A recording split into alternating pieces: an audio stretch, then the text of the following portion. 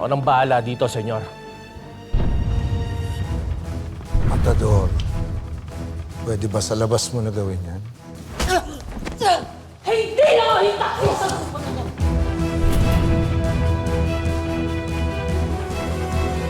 Si Calvin ang pinakamalaking traitor sa grupo!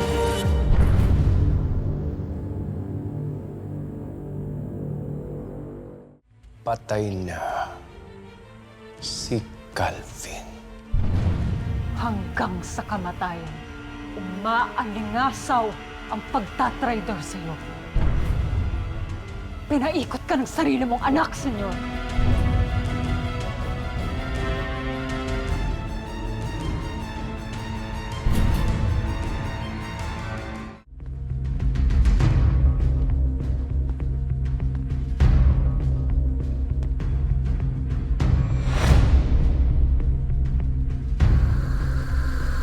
Tinrakan niyo ako. Yuyurakan mo ba ang alaala ng anak ko? Isang traidor at taksil ang magaling mong anak na si Calvin.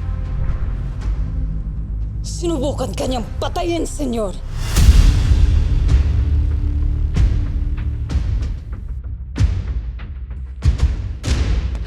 Masakit man isipin, pero totoo.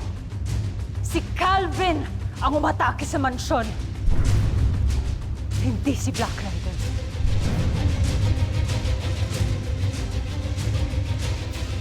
Anong sinasabi mong pinagtangkaan ni Calvin ang buhay ko? Si Black Rider ang umatake sa mansyon. Si Calvin ang nagpapanggap bilang Black Rider. Gusto niyang magalit ka sa kanya. Gusto niyang mag-away kayong dalawa. Kitang-kita ko ang pagpapanggap niya, senyor.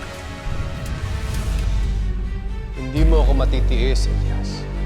Welcome ka sa bahay ko.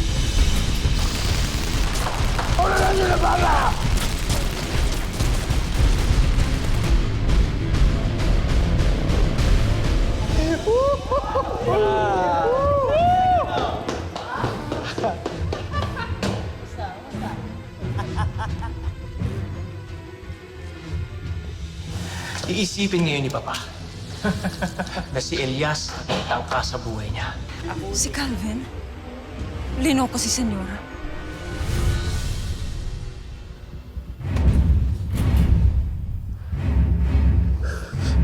Masyado ka ng madaldal.